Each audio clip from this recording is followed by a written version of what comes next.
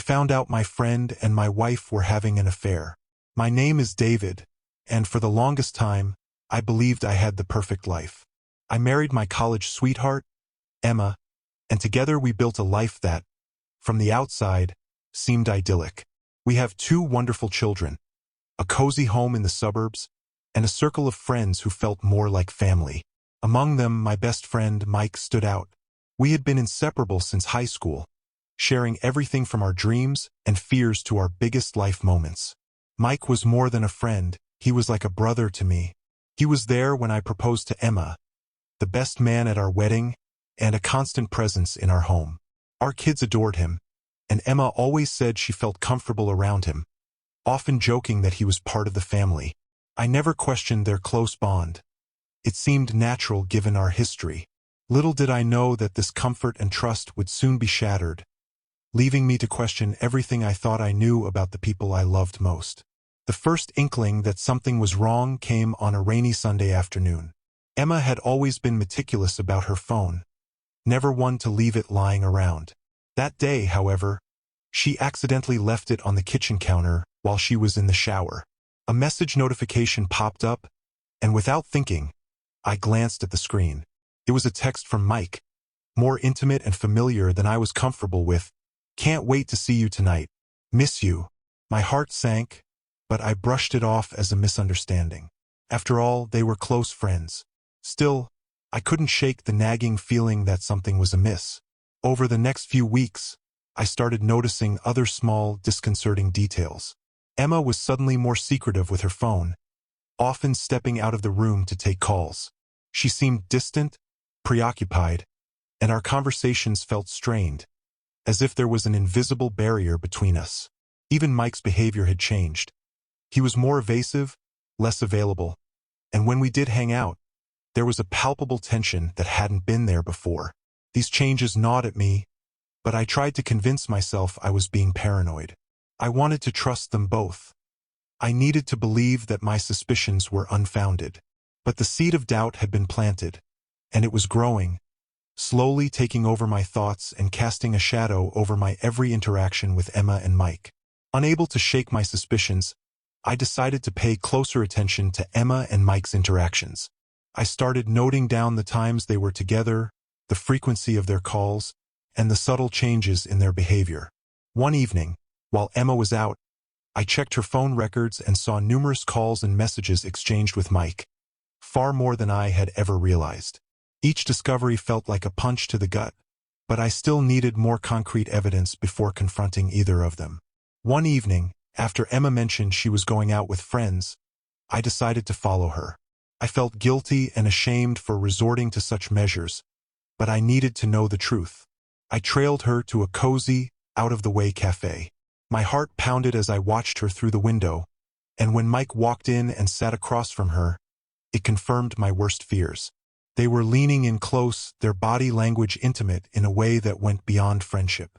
I confronted Mike later that night. I invited him over under the pretense of needing to talk about something important. When he arrived, I couldn't hold back any longer. "Mike, I know something's going on between you and Emma," I said, my voice trembling with a mix of anger and betrayal. He tried to deny it at first, but the guilt was written all over his face. Eventually, he confessed, confirming the affair that had been eating away at me for weeks. When Mike admitted to the affair, a wave of anger and despair washed over me. I could barely hear his apologies over the sound of my heart pounding in my ears.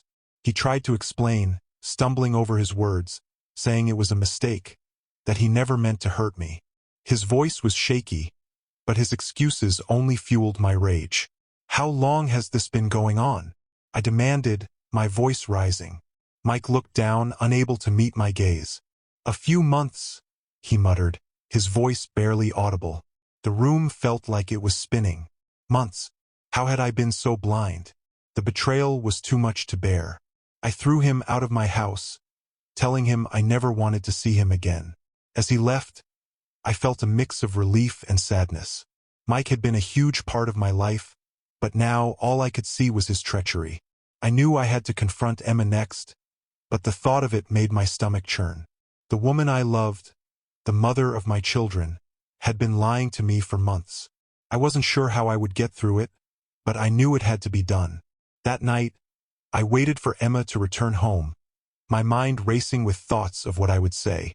When she walked through the door, looking tired but cheerful, I felt a pang of sadness. This was the woman I had shared my life with, and now I had to face the reality of her betrayal. "Emma, we need to talk," I said, my voice steady but cold. She looked at me, sensing the seriousness in my tone. We sat down in the living room, and I took a deep breath. "I know about you and Mike," I said bluntly. Her face went pale, and she opened her mouth to speak, but no words came out. The silence hung heavily between us. She finally found her voice.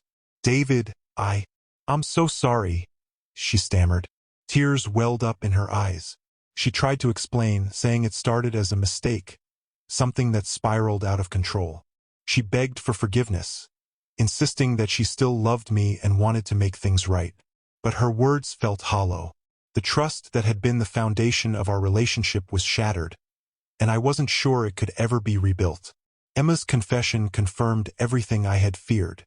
As she spoke, detailing how the affair began and how it had continued right under my nose, I felt a mix of anger, sorrow, and disbelief. She told me they had first crossed the line one evening when I was out of town for work. It started with a moment of weakness and had turned into something neither of them knew how to stop. "I never wanted to hurt you, David," she said, tears streaming down her face. "I was confused and lost, and Mike was just there." Her words cut through me like a knife. I wanted to shout, to rage against the unfairness of it all, but I was too numb to react. The evidence was irrefutable. Emma showed me messages and emails that laid bare the depth of their deceit. Each message was like a dagger, further wounding the trust one had placed in her and Mike. Seeing the intimate exchanges, the words of affection they had shared, was unbearable. I felt a profound sense of betrayal, not just from my wife but from my best friend, someone I had considered a brother. The reality of the affair was now undeniable, and I had to confront the enormity of what this meant for my life and my family. The days following the confrontation were a blur of raw emotions. I felt like I was drowning in a sea of anger, sadness, and confusion. I couldn't sleep, couldn't eat, and every time I closed my eyes, I saw images of Emma and Mike together. The betrayal consumed me, making it difficult to focus on anything else. At night, I would lie awake, replaying the events in my mind, questioning how I could have missed the signs. My mind was a battleground of conflicting feelings: anger towards Emma for her betrayal, rage towards Mike for his deceit, and self-loathing for not seeing it sooner. Each day felt like a struggle just to get through. My interactions with Emma were strained and painful. We tried to maintain a semblance of normalcy for the kids, but the tension was palpable. Simple conversations would turn into heated arguments, and the house, once filled with laughter and warmth, now felt cold and foreign. The emotional toll was immense, and I began to doubt if we could ever recover from this. Amid the emotional turmoil, I knew I had to make some difficult decisions. Living in the same house as Emma felt unbearable, yet the thought of leaving my children was equally painful. I sought solace in the advice of close friends and family, revealing the situation to a few trusted confidants. Their support was invaluable, providing a temporary relief from the isolation and despair I felt. I also began seeing a therapist, hoping to find some clarity and direction. Through these sessions, I started to unpack my feelings and consider my options. Divorce seemed like the most straightforward path, a clean break from the betrayal. Yet, a part of me still clung to the life we had built together, the family we had created. I wasn't sure if it was possible to rebuild trust, but I owed it to myself and my children to at least explore the possibility. Emma, for her part, was desperate to make amends. She suggested couples therapy and promised to cut off all contact with Mike. Her remorse seemed genuine, and I could see the toll the affair had taken on her as well. Despite everything, there was a part of me that wanted to believe in the possibility of redemption and healing, even if the road ahead seemed impossibly daunting. The hardest part was breaking the news to our children. We decided to be honest with them, understanding that they needed to know why things were changing.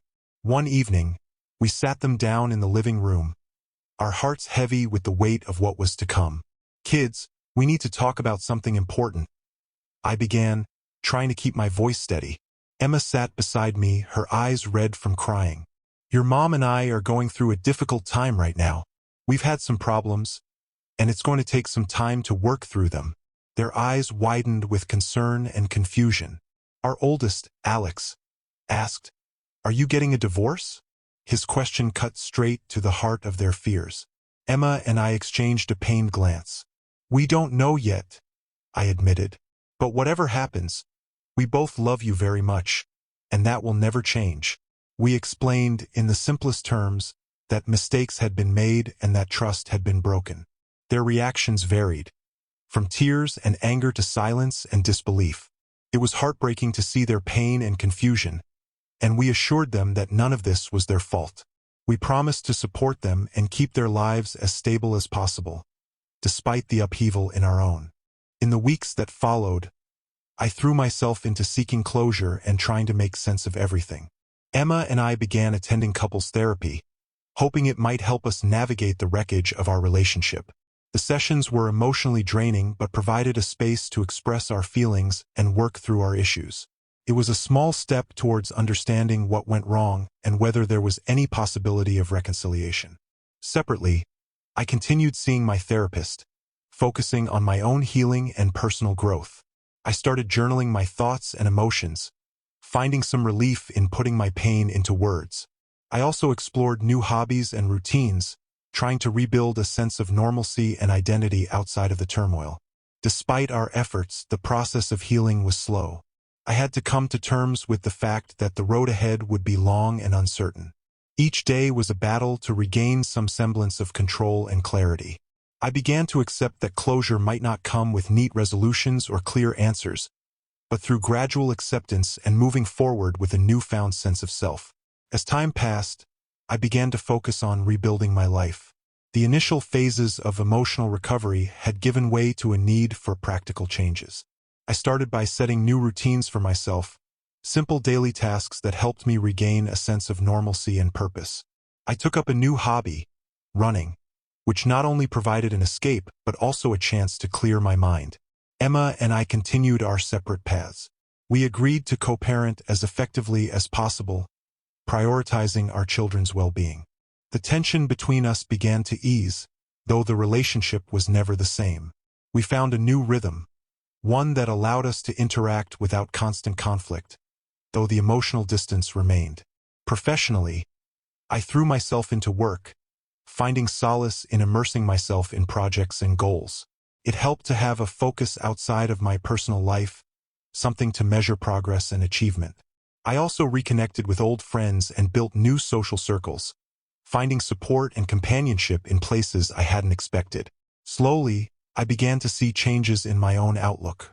I was learning to trust myself again, and the experience, while painful, had given me a deeper understanding of resilience and personal strength.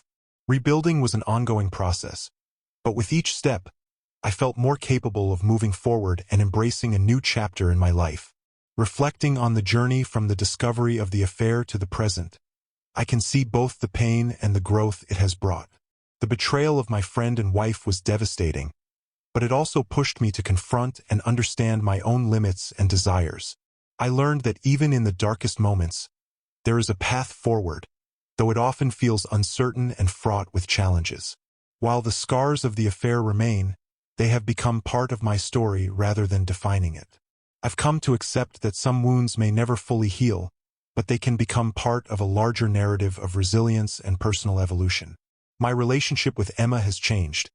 We have moved towards a new dynamic, one of shared responsibility and mutual respect, even if the intimacy of our past is gone. Looking ahead, I am more hopeful about the future. I've discovered strengths I didn't know I had and have built new relationships and interests that enrich my life.